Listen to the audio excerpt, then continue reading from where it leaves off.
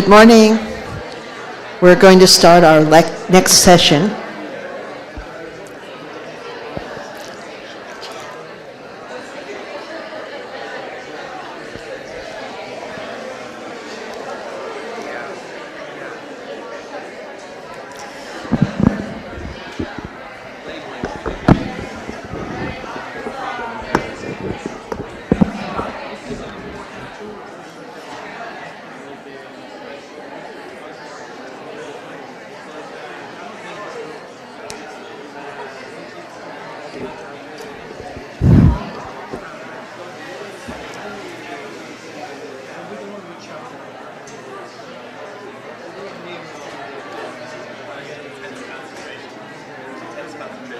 Intense concentration. Look somewhere, pick a focus, and then perfect.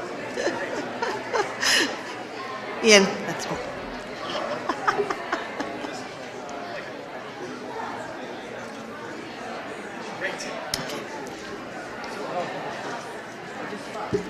Good morning. Good morning.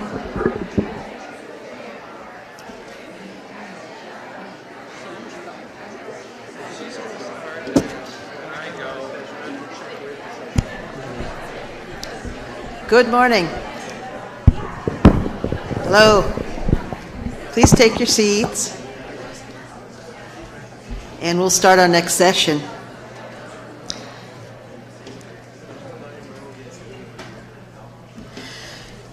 Our moderator for this session is Peter Brandt. Peter is a senior attorney for farm animal litigation with the Humane Society of the U.S., their animal protection litigation section. They conduct precedent-setting legal campaigns on behalf of animals in state and federal courts around the U.S. Peter's been involved with animal protection issues for over a decade, and he currently oversees the entire farm animal litigation docket for HSUS. And he's a homeboy. He received his JD from Lewis and Clark Law School. Peter? Thanks a lot, Joyce. Wow, I'm delighted to see so many people here for Factory Farming, a Worldwide Crisis. And I'm especially happy to be here because the intersection of protecting farm animals and protecting public health and the environment is really near and dear to my heart. And it's the work I enjoy most in my current job. What I've seen is very often systematic mistreatment of farm animals is basically tied to serious public health problems like influenza, like salmonella, food poisoning issues, Campylobacter, and environmental problems. Anybody who's ever lived near a factory farm knows what that's like. But I want to just give a brief rundown of what we're going to do here. Joyce is going to give us a view of what factory farming looks like in the United States and recent efforts to create better conditions and treatment for farm animals. And then Dr. Gavinelli is going to bring us a European perspective on the challenges faced and progress made in the EU. But first, a bit about Joyce and Dr. Andrea. I think everybody knows Joyce Tischler by this point. As the co-founder of the Animal Legal Defense Fund in 1979, California attorney Joyce Tischler has without doubt helped shape the emerging field of animal law.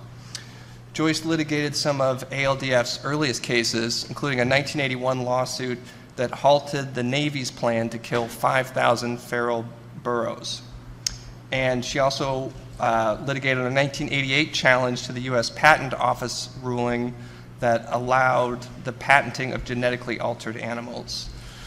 Joyce lectures extensively in the U.S. and abroad, and she teaches an Introduction to Animal Law course, and she developed the first ever farm animal law and policy class. She was Animal Legal Defense Fund's first executive director for a quarter of a century, and now serves as the group's general counsel. Dr. Andrea Gavinelli, who I'm delighted to finally meet, I've been hearing about for many, many years, is a veterinarian and has been a policy official at the European Commission since 1999. He's currently in charge of the Animal Welfare Unit in the Health and Food Safety Directorate General of the European Commission. This is the unit that's responsible for developing the EU's animal welfare policies.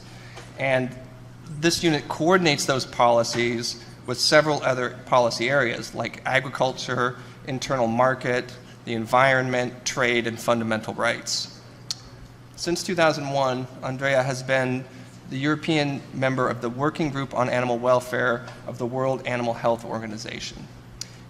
He is also co-chair of specific working groups on animal welfare established with EU trading partners such as Chile, Canada, Brazil, and New Zealand. Andrea received the Royal Society for the Prevention of Cruelty to Animals European Animal Welfare Award for outstanding service for European animal welfare in 2014. So we're gonna get started. Joyce is gonna give sort of an overview of where we are in the U.S., and we're gonna leave about 15 minutes at the end for questions. So please try to think of questions while we go along, and we'll get started. Thanks, Peter. And for those of you who can't see me, welcome to the club. Each year in the United States, agribusiness raises and kills 10 billion animals, farmed animals. Most of these animals spend their entire lives in massive industrial factories that are called concentrated animal feeding operations, or CAFOs. I prefer to call them that rather than factory farms because there's no farm there anymore. CAFOs are a system that was developed in the 1950s to maximize the output of meat and dairy and eggs while minimizing human labor and costs. And for the next few minutes, I'm going to outline the living conditions for the animals. And I do this because, not that I want to torture you, and I apologize for anybody who is traumatized, but I want to lay out the facts, especially for those people who haven't seen these photos before. The slides and the descriptions may be too graphic for some people, so don't feel embarrassed if you need to turn away or run out of the room or whatever. This is a CAFO. That is what a CAFO looks like. So if you look, what you're seeing is buildings. You don't see any animals because the animals are inside the buildings. You see manure and urine lagoons. If you look in the distance, you see more buildings, more buildings, more buildings, and all of the hogs are inside those buildings. Approximately 6 million female pigs, called sows, spend their entire lives in these kind of crates, either gestation or farrowing crates. And their lives are an endless cycle of pregnancy, giving birth, and nursing. That's all they do over and over again, as if they were nothing more than machines. If you want to get a feeling for what life is like for one of these sows, imagine being confined in an airline seat with nothing to do for life. These are highly intelligent beings. They could live to be 10 to 15 years of age, but after 2 or so years, these sows are sent to slaughter. Their babies are raised to be food. These are the offspring of the sows, and there are 60 million of them raised and killed each year in the U.S. alone. They live in crowded pens, as you can see. They can't exhibit natural behavior because there's no room for it. There's also no soft bedding and nothing to occupy their time. The air pollution inside these buildings often causes these pigs to get sick. The industry uses the term broiler to refer to the chickens who are raised to be eaten. There may be 20 to 30,000 birds, broilers as they call them, in a building. They're crowded together so tightly that they also can't exhibit natural, normal chicken behavior, and they're forced to live in their own urine and feces because to remove that, the farmer then has to figure out where to put it, and there's not enough space to put it, and environmental agencies may get on their backs, so they just reuse it, sometimes over a period of many years. Broilers have been genetically bred to grow extremely fast. They now reach market weight at only 7 years of age. And their bodies have trouble supporting this incredibly fast growth. So they have deformities, their legs break. They have heart attacks because their hearts can't pump oxygen and blood to the rest of their body fast enough, effectively enough.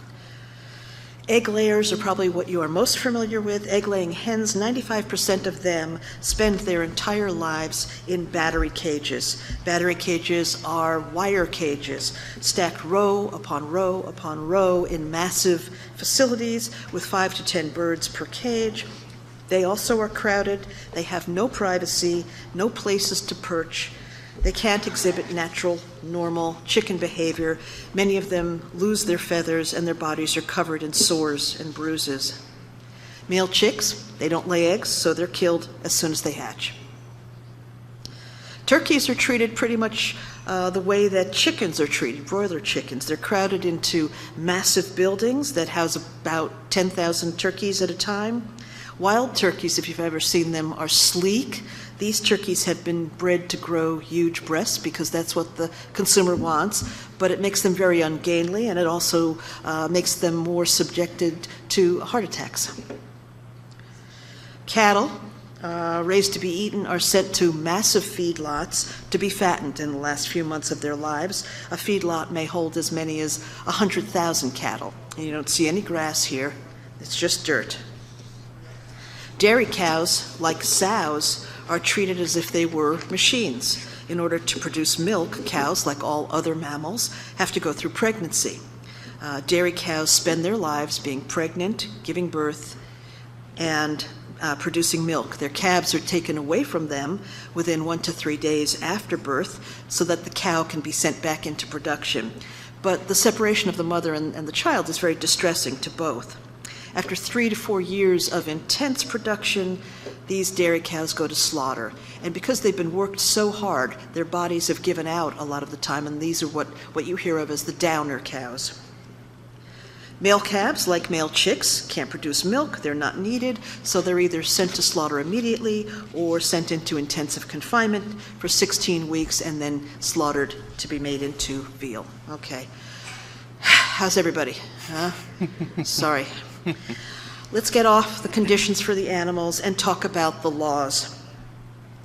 In the U.S., federal law, for those people who are coming from other countries, applies to the entire nation. State laws apply only to the state in which the law has been passed. There is no federal law in the U.S. that offers protections or minimum standards for raising animals while they are in CAFOs. I'm going to say that once more. There is no federal law that covers animals being raised in CAFOs, factory farms, during the 99% of time that they are living. The few large corporations that control the meat industry, both production and slaughter, heavily influence how federal and state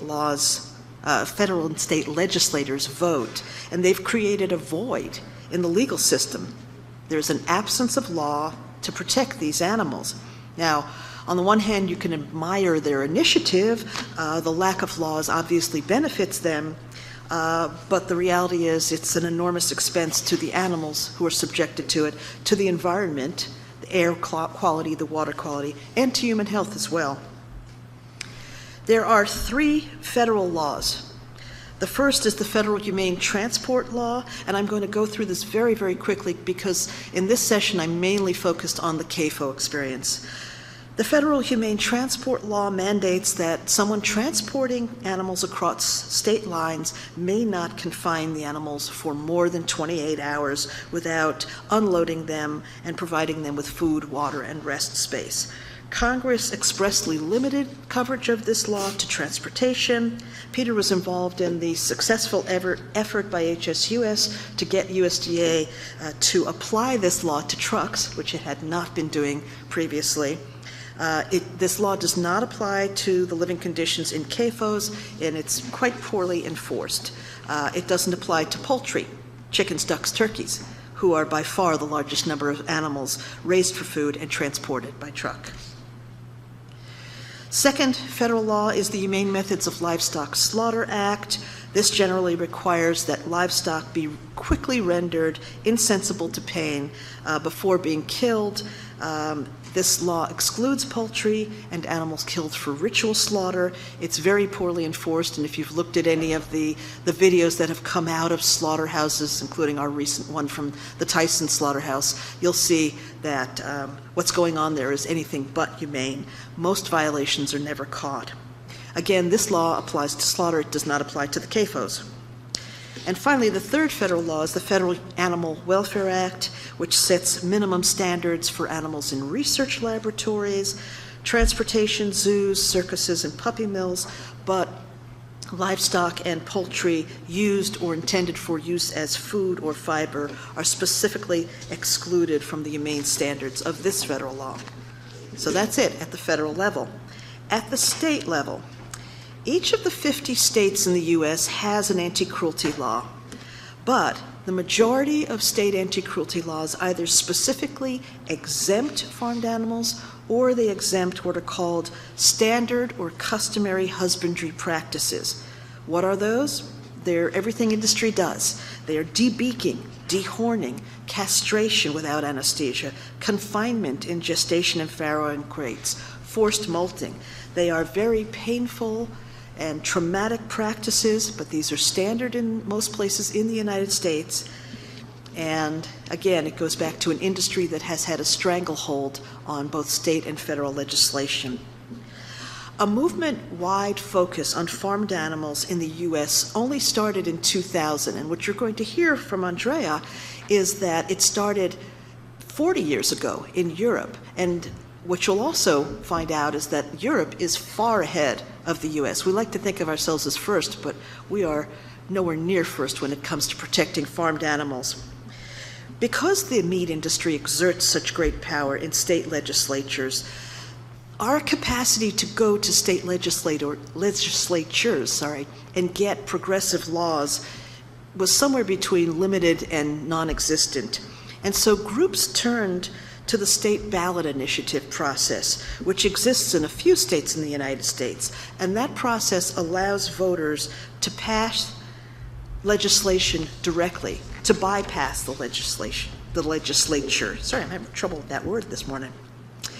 The first initiative was brought by a small coalition, HSUS, Farm Sanctuary, and the Animal Legal Defense Fund, plus some local groups in Florida on the ground. It was an experiment. We went to a state that didn't have a large pig sow industry, and the experiment worked, so that it was then exported to other states. And I won't go through each one. You can read the list. It went from state to state to state using the initiative process.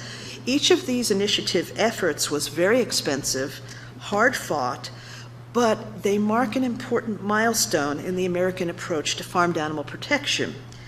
The movement learned from this that the seemingly invincible meat industry could be forced to change in the right arena and relying on the power of consumers who vote. So that, in a nutshell, is the statutory landscape in the United States. There is little or no animal protection law that applies to farmed animals. And creative lawyers have turned to consumer protection laws, labeling, false advertising, and other laws. Now, that may seem a roundabout way to protect farmed animals, but these are the tools that we have, and so that's what we've been using.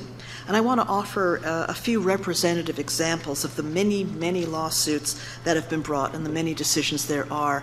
As I prepared this talk, I kept thinking, "Oi, you're not putting this one in, and you're not putting that one in," and somebody's going to yell. So I apologize for all the cases I left out. These lawsuits were chosen because they provide examples of innovative uses of the law, and they serve as guideposts for where we may see future progress. PETA, the California Milk Producers Advisory Board, placed an advertisement on television, and it showed a few cows grazing at ease in spacious grassy pastures, beautiful rolling hills. Great cheese comes from happy cows. Happy cows come from California. Reality.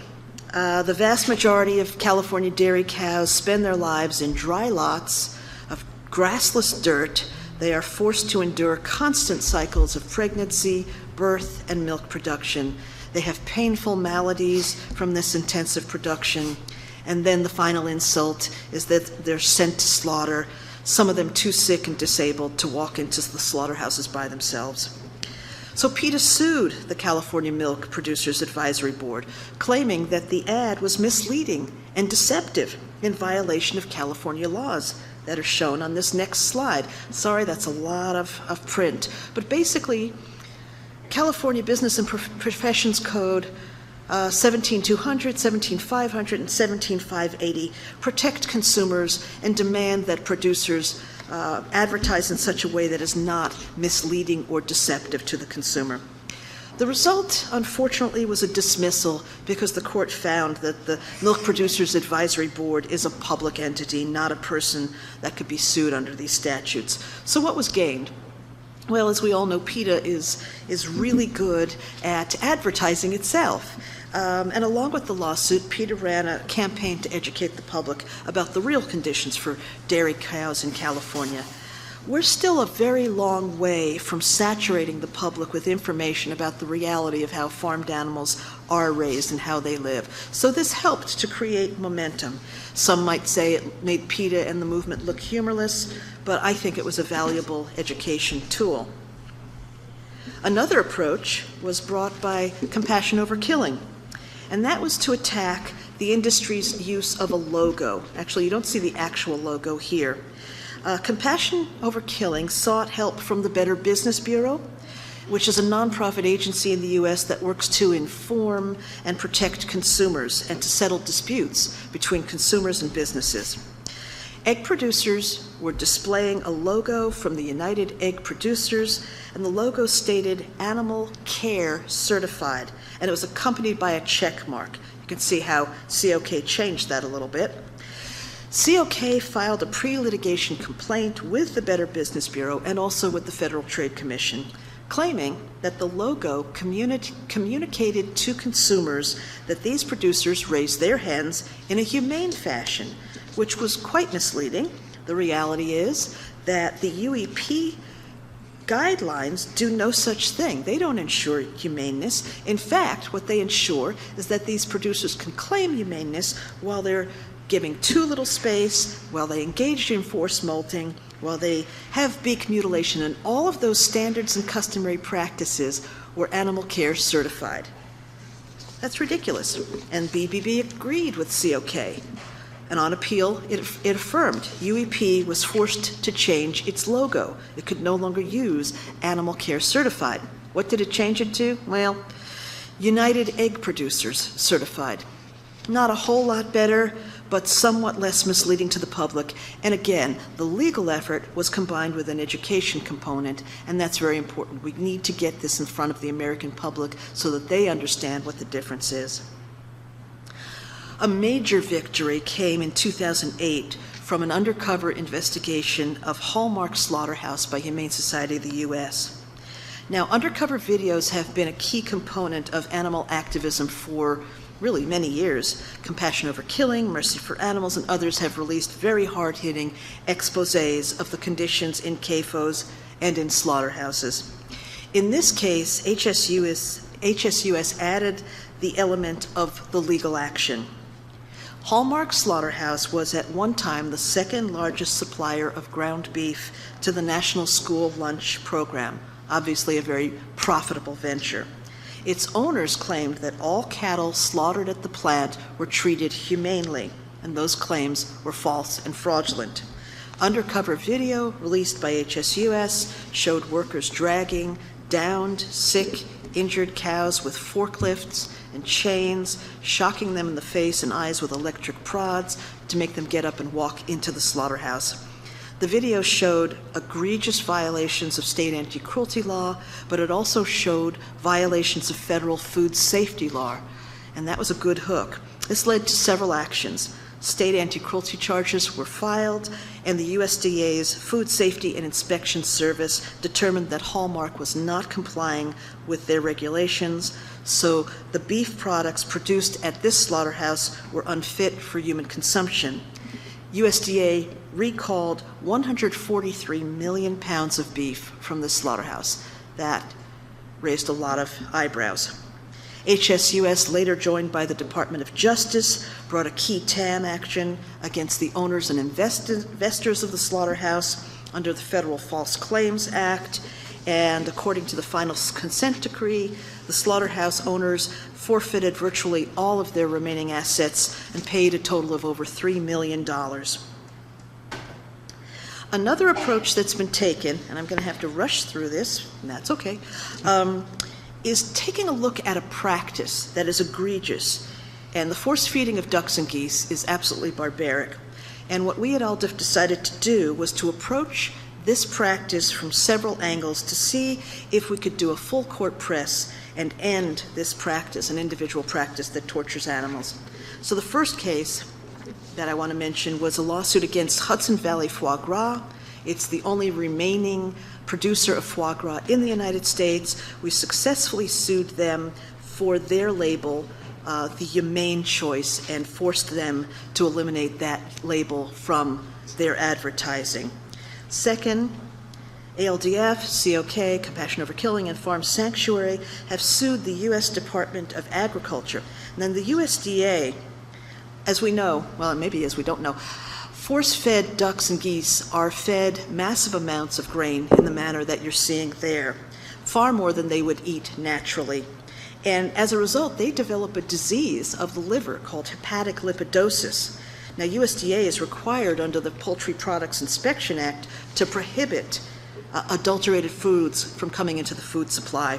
So what we're doing, we first petitioned them, of course they denied, and now we've brought suit in U.S. District Court against USDA for violating the PPIA. We lost in District Court. The case is currently on appeal in the Court of Appeals, Ninth Circuit.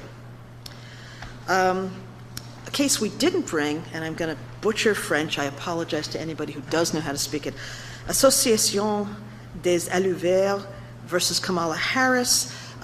California legislature passed a ban on the production and sale of foie gras. Industry fought back, and we now have, unfortunately, a decision at the district court level that says that the California ban is preempted by federal PPIA, Poultry Products Inspection Act. That is on appeal. ALDIF versus Livestock, we went after a restaurant in Napa, California that was, and it still is, I think, serving foie gras. But they said they weren't selling it in violation of the law. They were giving it away if you ordered a $75 salad. We sued them for violating the law, and we are likely to win on the merits. It's in Superior Court in Napa County. It's gone up and down, but we hope we will win on the merits. I want to briefly mention ag-gag. Alex Bruce mentioned it last night. It started in the U.S. It's now getting exported to other countries.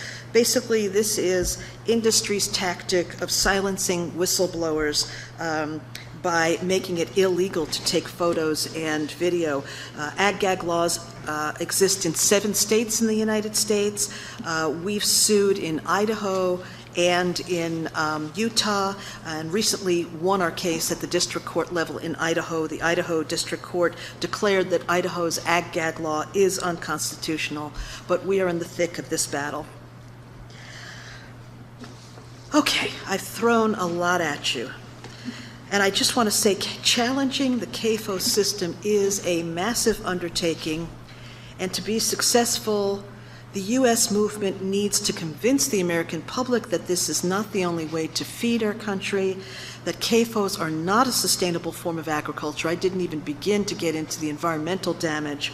We have a lot of work ahead of us to educate folks about the brutal conditions of CAFOs and the emotional intellectual capacity of farmed animals, so they can begin to see farmed animals as more similar to companion animals and begin to relate to them on an emotional level. Some of us are going to work with advocates in other fields trying to build a bigger tent. Others will focus on pushing plant-based foods and diets. We have to focus substantial efforts on the consumers because, as I said at the beginning, federal and state laws are few and far between, and industry is influenced by consumers. Smithfield began to phase out gestation and farrowing crates because the consumers wanted it. I leave you with this. CAFOs, these are the happy pictures. CAFOs cause more intense, long-term suffering than all forms of abuse together. We need to have creative minds focused on changing and eliminating this system. And I hope that some of you will consider becoming actively involved. I do want to have a shout out to Randy Abadi for his new book.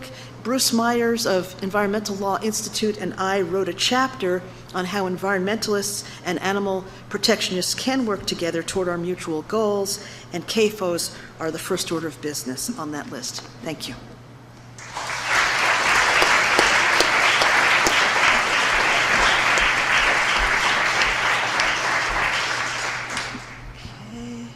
Thanks very much, Joyce.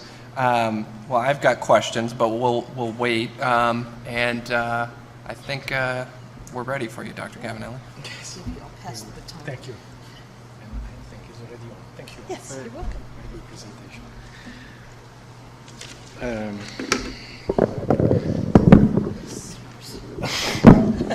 Here we are. Good morning. Good morning to everybody. I'm, in fact, the responsible for the unit that is dealing with the policies of animal welfare in the European Union, in the European Commission. Exactly, is the executive body of the different institutions. So we have the two principal duties. And in fact, is one to be able to grant that the enforcement of the animal welfare standards of the EU are there.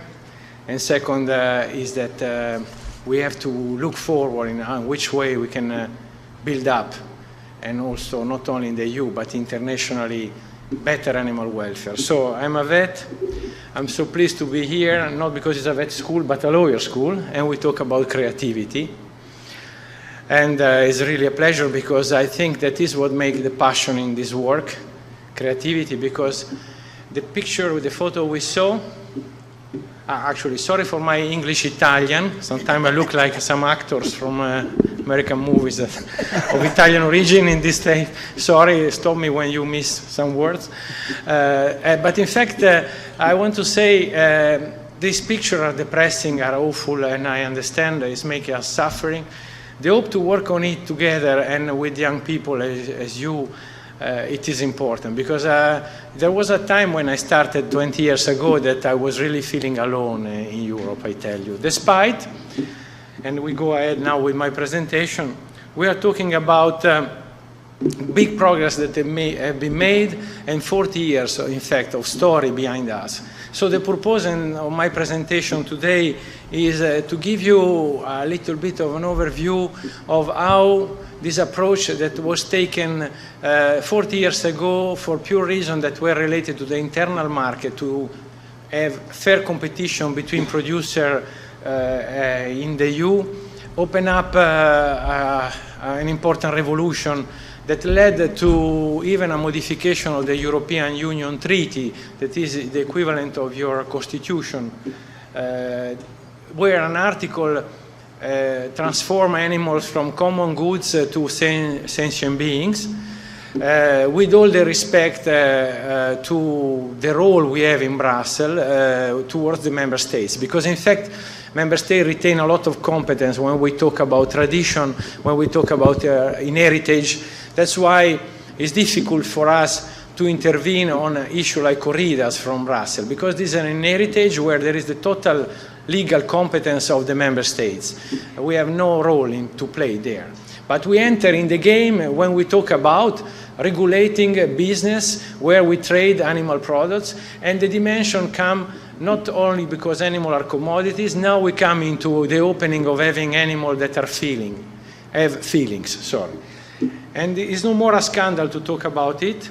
This I have distributed, actually, they have distributed this something that makes more readable, but it's just telling you that the story is having several compounds, several elements. We will go through during this half an hour, but I'm really here to interact till the end of the conference. Very, very much happy to do it. I wish to highlight that despite in this session we interact and we discuss production animal, intensive farming, these reflections are really embracing several policies of the EU. We will touch about the seal case and many other things that we have been discussing during these days. If we stick straightforward to what is in fact the main EU legislation in this area, of course we touch 3 chapters that are the farming, the transport and the slaughter. And there is an historical background that is very important, not so much known of all what we wrote in the EU acquis, in the EU legislation, and are the Council of Europe Conventions on Animal Protection. Here is a multilateral forum, an intergovernmental organization that started a lot before the EU to write down rules. What we have been able to do as a legislator in the European Union, in particular for farming animals, we have been able to incorporate in the acquis of the EU legislation also these conventions that become mandatory legislation for the European Union. And in fact, even with the recent enlargement of the European Union to 28 member states, last one was Croatia, we have been signing the treaty, forcing all these countries to adopt this part of legislation, where there is, for example, even a recommendation for the welfare of foie gras producing animals, where in fact we limit the possibility to start foie gras production where is not tradition. You cannot enter foie gras production because of the welfare problem. You cannot enter in this business in Europe if it's not because there it's been always done before. But we cannot, and you understand now, we cannot forbid it in this area because the issue and the flag of cultural inheritance and tradition is something where the EU Brussels legislative system cannot enter. That's something I know that could be a little bit cryptic and too much technocratic. Also, stop me when I get too much into the Brussels-based language that is not so good. Now, this is for us now a new chapter of life. That's why we need creativity in Brussels, because it's becoming an ethical issue. We start for the first time in these last few years to talk about welfare, not just as preventing unfair competition between farmers, but we become, in the area of ethics, a very important actor, where debate is going on not only with veterinarians, but in fact a large spectrum of experts. And of course lawyers are the most important in Brussels, but economists too. Public opinion is also relevant. We have had the first large large poll on 28,000 citizens. We call them a Eurobarometer, that highlighted and opened up the way to this new course, opened up the way because 64% of European citizens showed an incredible interest and belief in the action in these policies. And this was the engine of the recent advancement we had. The good thing is that, difference from US, when we talk about farming animals, we include everything, 2 legs, 4 legs, with wings. It's not exactly what you said. And in fact, it's true, we cannot consider this possible. Our farming definition is really whenever you keep an animal for producing an economic value, this is something to be protected. Could even be a crocodile. That's no problem for us. We intervene. The only animals that are excluded are the invertebrate at this stage. When we go into transport, the same.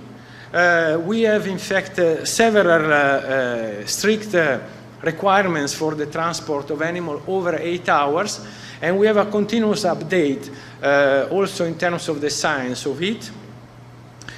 And last but not least, and we will come at the end, we have even now an innovative vision of the Court of Justice of the European Union that opened up a lot of work for the lawyers, because there was a court case between a transporter from Denmark that was exporting livestock to Turkey, and this really embed a lot of what I'm saying with the previous session on international transport that I was there, because in fact the Court of Justice of the European Union gave reason to the EU and to Danish government when this man, this transporter from Denmark, this business operator, was claiming that the cost he was having to transport animals outside the border of the EU were to be paid by the state, because it was not his own competence to care about the welfare when you apply rules outside the border of the EU. Conclusion, the court said, is not true. When you transport AU animals outside EU, the rules have to be followed till the point of destination. And the veterinarians of the EU, the officials that certify this export, are responsible for making safe that these conditions are available for feeding, watering, resting the animal, what is needed, till the final destination. That's is something new, but it's just reinforcing this principle that we were talking about. The killing of animals is extremely innovative, and we have been very innovative and tricky and creative, my colleagues, because what happened, you see there is that the requirement for import of meat into the EU must be at least equivalent to those that are in the OIE standards, and the health certificate that is sent with the meat, when you ship any type of meat, everywhere in the world, there is an health certificate. The health certificate is a way to recognize that you respect the SPS measures that are in World Trade Organization, and SPS is an agreement. These certificates for the EU, when you ship meat to the EU, have an animal welfare chapter where you declare, official authority of Brazil, of US, or whenever you are in the world, that this meat has been slaughtered and killed and stunned in accordance with the rules that we established in 2009, that are in fact based on the most advanced technologies for preventing suffering of animals. And that's something, where is the trick? Because here we are between lawyers. Where is the trick? Why we survive with this measure?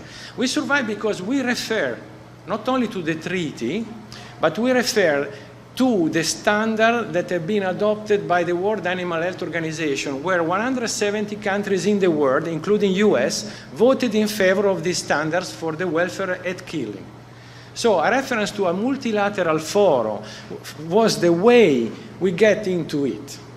Now, there are no panel on this issue. For the moment, no litigation. I foresee that something could come. Okay, we get ready. But that's it at this stage. Now, it's a new model of consumption that come in, and we come to the chapter that Joyce mentioned correctly about consumers. It's really the, I'm saying English. Okay, is the real new chapter, the new era. Because we all know, for example, Europe, big crisis on milk. Price to milk to the farmer is so low that a lot of milk producers are running out of business. But each single package is having cows grazing, happy as the one in the picture you show. These cows, in each package, they do not correspond to the reality. So what happened is that the people that are farming cows spending more money than others because they put them at grazing, they have to spend more time also to produce the same quantity of milk and more food. Because the cost, the real cost of production of milk or meat or whatever you want is the feeding of the animal, is not the welfare. When you calculate the cost of what we introduce in farming with our ban on sow stalls and so on, the cost of welfare are ridiculous. Actually, sometimes they can come back as production gain. When we phase out the cages, the non-enriched one, and come into force in 2012, we produce a lot of side effects. Long life for hens, producing life. Better quality in terms of the spent hens, because even them, they are then slaughtered, and the fact that they were having less osteoporosis, transporter had less problem to deliver them at the slaughter plant. So they had even advantages in this perspective, if you talk in pure commercial way of doing things. But their relation, we talk about 360 million laying hens with better quality of life. It's not a joke. And I still remember discussing with officials like from New Zealand, such an advanced place for animal welfare, saying, but Andrea, you are serious in Europe? This was in 2010. You believe that can happen? Because, of course, what happened when you enact something like this? It was enacted in 1999. In 1999, we put a 12 years transitional period to phase out the old system and phase in the new. And what happened? happened, of course, that the producer wait the last minute. Why? For the simple reason that I don't want to produce with higher cost than my neighbor, because otherwise I will be not competitive. So everybody were also hoping that we were able to change the legislation to include a new derogation. But what happened? What happened is that, in fact, the civil society was at the outdoor saying, dear ministers, because everything is decided by 28 ministers together in agriculture, they said, dear ministers, okay, you decided as to be enforced. Forget to postpone it, or you're out of the door. And that was said. And that was what made this regulation, this directive, enacted quick and fast. Now, if we go into another small thing that came helping and favorizing even that now producers in Europe are shifting to free range, and we have even better welfare than what is in the legislation, is that the egg in Europe, the shell egg, is the only product that you have on the market, the only where it's mandatory to have a code that tells you which way you farm the animal. You have a number that tells you this is from cage, this is from free range, this is from barn, and so on. And this made the big difference because retailing, because consumers, okay, we put this label for commercial reason, was not said for welfare at the very origin. And second, was very cryptic because it was 0, 1, 2, 3 on top of 7 numbers giving you the origin of the farm and many other stuff. But in any case, thanks to consumer NGOs, civil society together, this number were everywhere. 0, 1, 2, 3, 4 were at the door of supermarket, were on the tablecloth in restaurants, were everywhere. And people started to understand this number, 0, number 1. And then they directed their consumption to the free range, even if they cost more. But that's happened. And that's an important element when we come to the trade and the international negotiation, because the component of labeling, and I'm open to discuss with you, probably is one of the less explored components between private and public standards that we could introduce in bilateral trade agreement, especially when we talk about sustainability qualifications of production. And this opens up to new ways of negotiating sustainability, probably. Now, group housing, you know what I mean. This was what you saw in the previous picture, and this is what is now in Europe. We've been very much auditing and enforcing this full speed in the last 2 years because, in fact, it's proven that works. It's proven everywhere, including in Brazil. Better natality for the piglets. Sows are producing with health. They are not losing the piglets, but are also having a longer life. And of course, reduce cost of management. You need less structure and less people as soon as you know how to manage. Because we have been saying sows are aggressive, they have to be separated, divided. Now we discover they are social animals and happy to stay together. But now I was aware, actually I spoke about the farmer per se, But in fact, that's the reality. When we go into So this is a little bit taking a little bit the table of content of what we have seen, and how much is left, I don't know. But in fact, what is going on in the next is taken up from this, that these ingredients, where some are big, some are small, some are really coming in like the industry engagement, are getting into a bigger picture that is a sustainable farming system, because animal welfare is not going alone. Forget to negotiate animal welfare alone when we talk about this with economists, politicians, consumers, everywhere.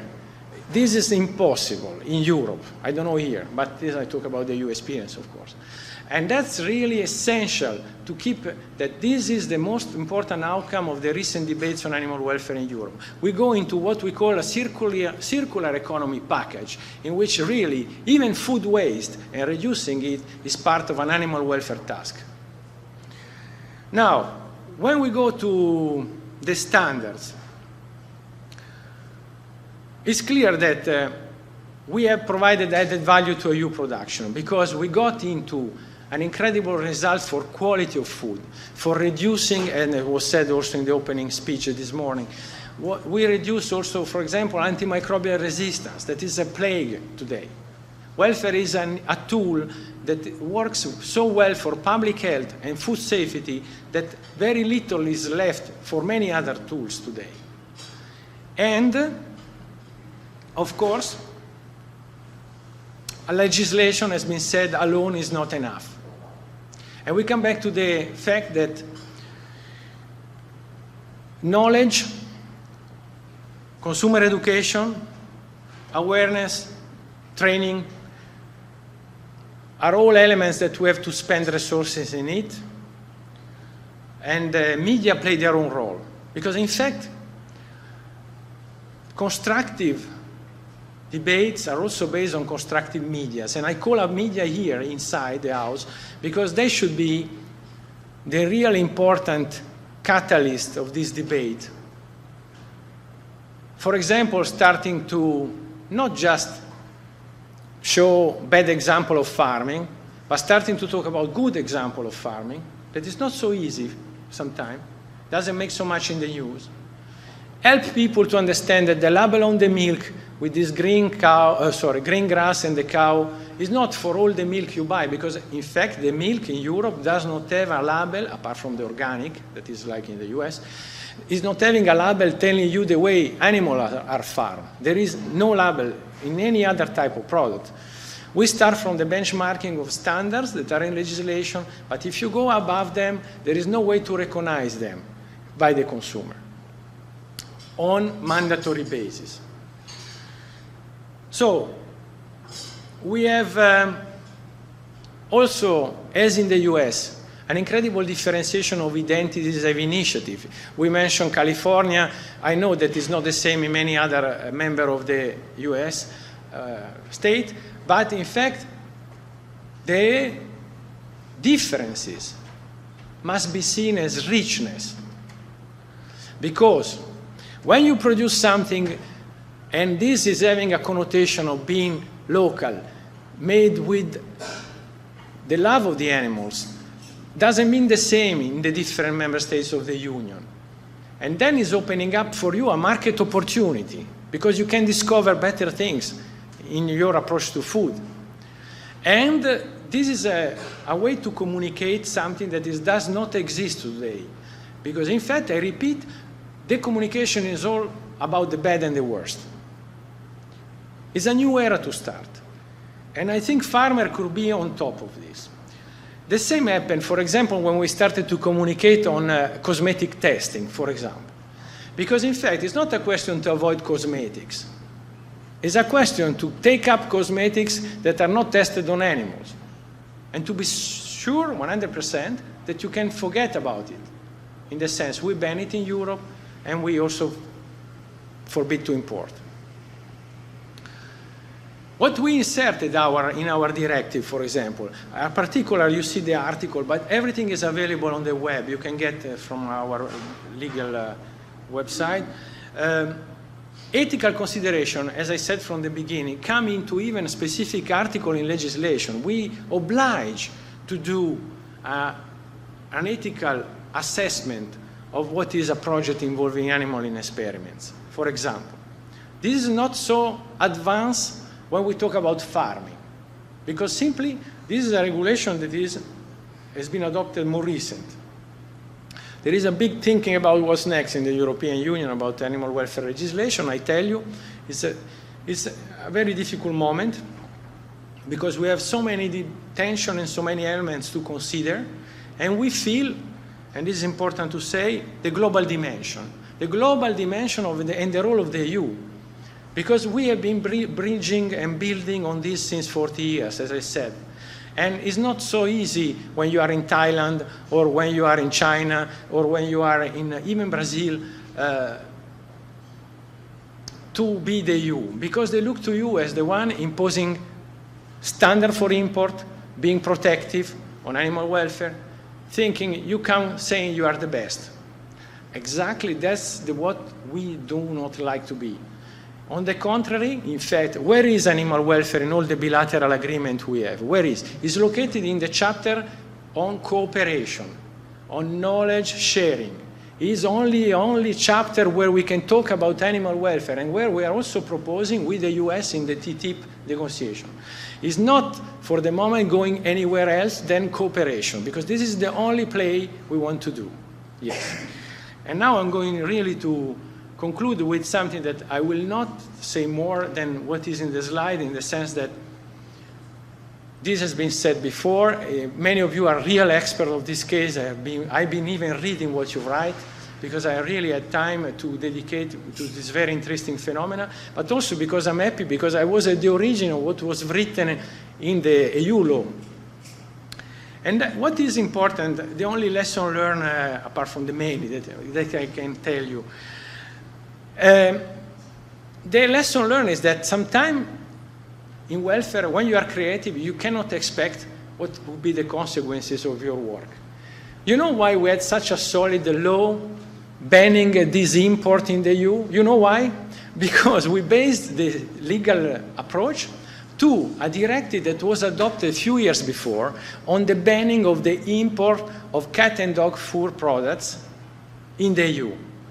The fur of the cats and dogs is not, you cannot import in the EU, it's banned.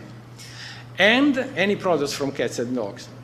And in fact, when it was done, because everybody were asking for it, civil society in Europe, 20 member states have already law. And we were looking which legal base we can forbid something. How can we write something here, but in which way? And lawyers came saying, I still remember, the head of the legal service of the EU Commission, it's a big legal service, twice this university probably, came to me saying, okay, for political reason, we understand your proposal, because the act we propose then is going to be voted by council and then become law. So we wrote this, but before going to be proposed to the ministers to vote, you need to pass a legal assessment. It's more than logical. So we went into this meeting, and finally it was so difficult to find justification to pass this ban and the risk on WTO. Then the high head of the legal service said, okay, we understand the political meaning. We make a try. And legally speaking, what we use as the base was funny. I do something Italian here, I understand. But the legal base was that because we trade fur of any type of animal, and in the market you have fur, that because there is no labeling on the fur, this good fur of foxes, chinchillas, and this market of fashion could be damaged by the presence of cat and dog fur in the same market that is not labeled or smuggled, this market could be penalized. And for the sake of consumer and market and trade, we have to ban this cat and dog fur trade. And that we won. That was the way we have been creative.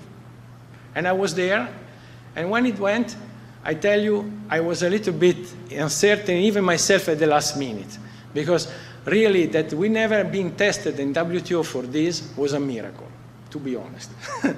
So, this is what I spoke to you. You can find the judgment case about the transport and the extraterritorial application of the EU. We spoke already for transport. This is the priorities on our work at the international level, and in fact, developing mutual understanding and international awareness is our #1 priority. And I thank you for your attention, because I'm really see that you are part of this. Thank you very much.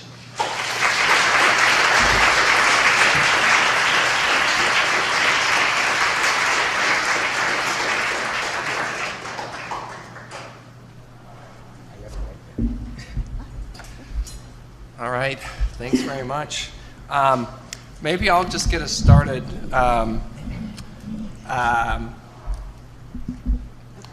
So I have a question for you, Dr. Gavinelli.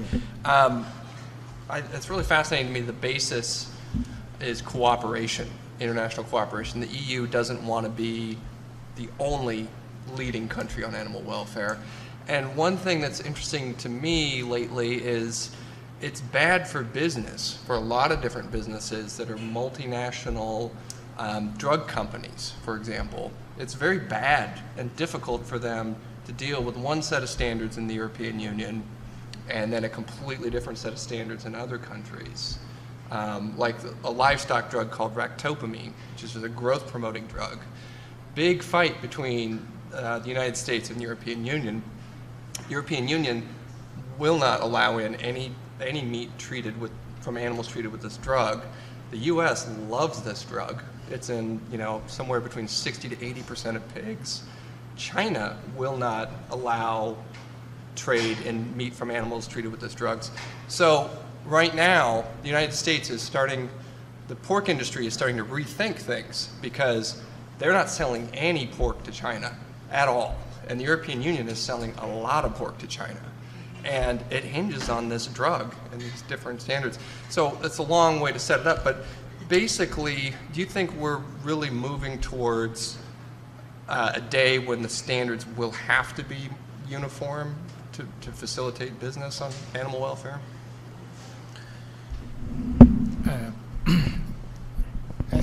I reply directly, we don't wait. Okay. Thanks for it's a really very good question because it's embedded in the reality. It's real life, what you mentioned is really correct. I think the best answer to your question that picture the worry on the international trade arena for also the US producer, and it will be the big struggle in the next year, is that in fact there is a big drive and big push for the World Animal Health Organization to elaborate standard for the welfare of farming pigs. And then they will constitute a benchmarking that will be then voted by China, as by US, as by the EU. So it means we don't have a direct confrontation between our member states on welfare and ractopamine. We will have on many public health issues and all the rest on ractopamine. That's a different side of the story. But we try to engage a multilateral discussion on a platform that in any case is not strictly related to WTO, because there is also the hope that the understanding of the bad related to it will come into the farmer and the producer organization. Because the legislator alone does not work. We cannot really think about banning something in legislation when 99% of farmers are using it. And that's the real problem that we have and why we talk about cooperation, because it's a multi-stakeholder dimension that is extremely important. And awareness is also the second word I always use, because we talk between experts here. You mentioned one word, ractopamine, that I think everybody here can be aware and can raise an hand and say, I have a definition of it. But if you go out of this door, at least in Europe, I don't know, but you ask to the normal people, they don't know what we talk about. And that's an important element, an important obstacle in policy making. Yeah, absolutely. Okay, Joyce, I have one question for you to start with, and then we'll open it up. Listening to your presentation, I was wondering, you mentioned the fight to change state laws to improve them, and we do that. And then, like California bans the sale of meat from force-fed ducks, basically banning foie gras. And then the day before the law goes into effect, there's a lawsuit. Yeah. And oftentimes we ban a practice, and there's 5 lawsuits over a period of years. And then in contrast, and can be sort of depressing for lawyers, McDonald's just says, hey, you know what, we're moving away from cage-free eggs. Mm-hmm. And there will be no lawsuits. You can't go and change legislation. So should we all be working on just smooth-talking corporations? Obviously, HSUS would say yes, because you do a lot. That's the quandary we're in, is that that the meat industry has controlled the laws, it controls legislators, we are stuck. And when we go to the consumers directly, we seem to be making more progress, so let's keep doing what works. I think we have to continue to do. I don't have a whole lot of faith in legislative efforts at this point, but litigation and consumer outreach. I had an interesting thing happen a few years ago. The second time I taught farmed animal law and policy, I brought in a veterinarian from the AVMA, and she brought up sows in gestation crates. And she swore up and down to these students that you can't take sows out of gestation crates. They'll fight, and they're mean. And if you think a pit bull fight is bad, you should see two sows going at it. 2 days later, I brought in Dennis Treacy from Smithfield. And at that point, Smithfield had about 30% of the sows out of gestation crates. And he said, well, we set up a triage unit. We thought all hell was going to break loose. Guess what? It's going so well, we're going to speed up the process, because the sows are getting along. We feed them separately, but they're together at other times. So, and he said it was the consumers. No law had been passed. It was the consumer pressure that was the only thing that caused Smithfield to change.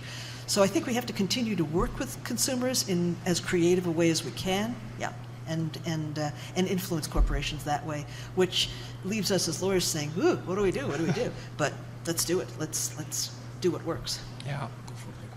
I have something, but better to listen to the question. I talk too much. Question? Yes, go ahead. Yeah.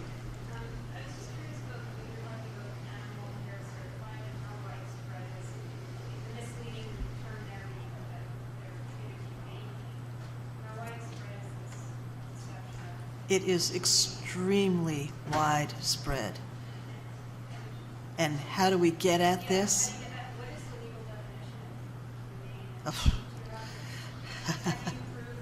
Right. Did you want to say something? Yes. Sorry, I hear not so well, but I think I understood the question. The problem is, in fact, the definition of production methods and the definitions you give with the benchmarking system. That's why this is a very full swing area in terms of evolving these consumers misleading and information also in Europe. We are a plethora of labels that are difficult to detect if they really provoke even welfare, a small amount of welfare in an animal. In fact, we are investing in something that in the world is seen as very interesting, and we have many scientists also in Brazil, for example, working on it, that are the animal welfare indicators.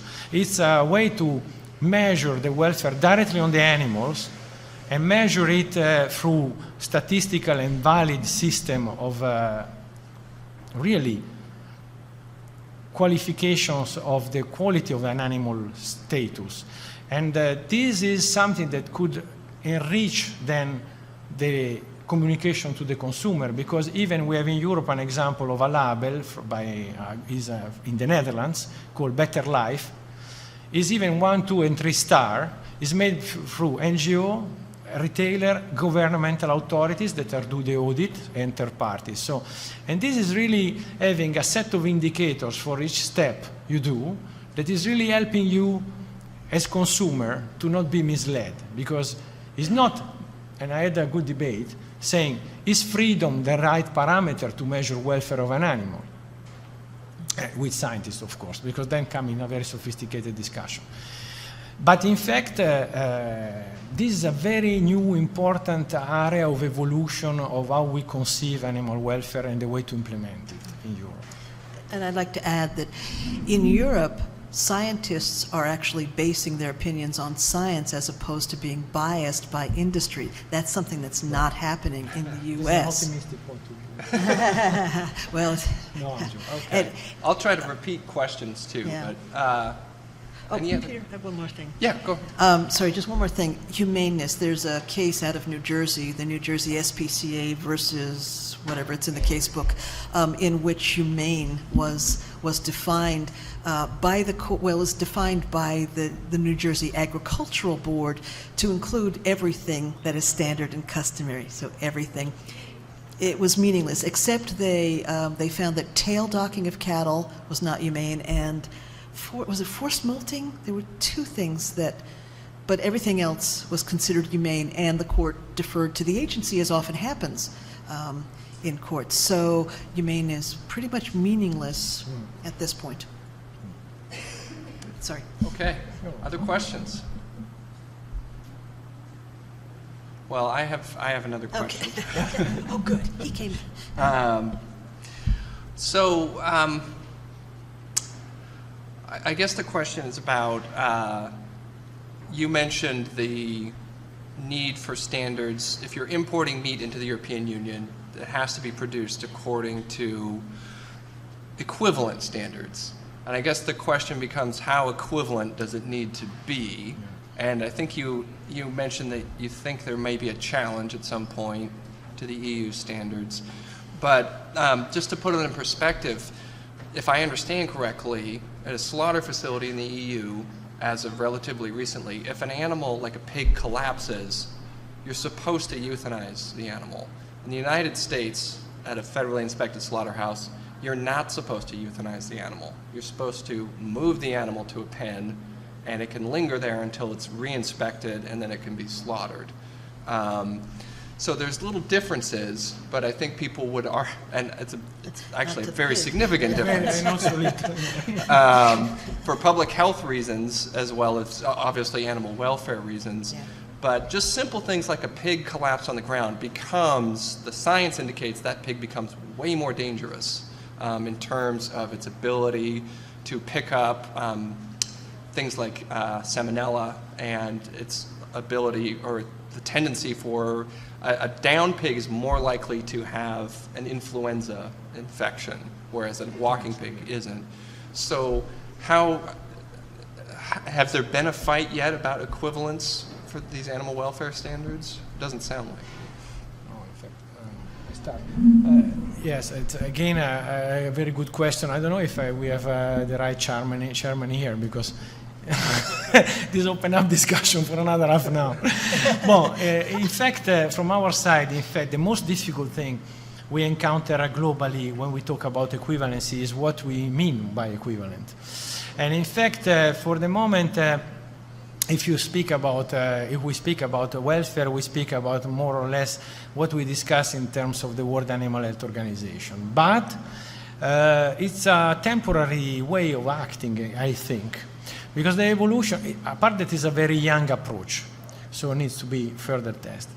Second, is necessary to look into how this issue really evolves in terms of consumers, but also the interface with the public health component and so on. In fact, there are so much risks in this pig falling or poultry dying for health, for humans, and so many problems related to trade when you get into food safety issues, that probably will be important to get a stronger association of these components in the future when we talk about trading products, and not only, of course. I think you put on the table the real challenge of the definition of equivalence that needs to have a strong dialogue with the negotiator, and opening up a reflection, really, how we are able to be holistic in this definition.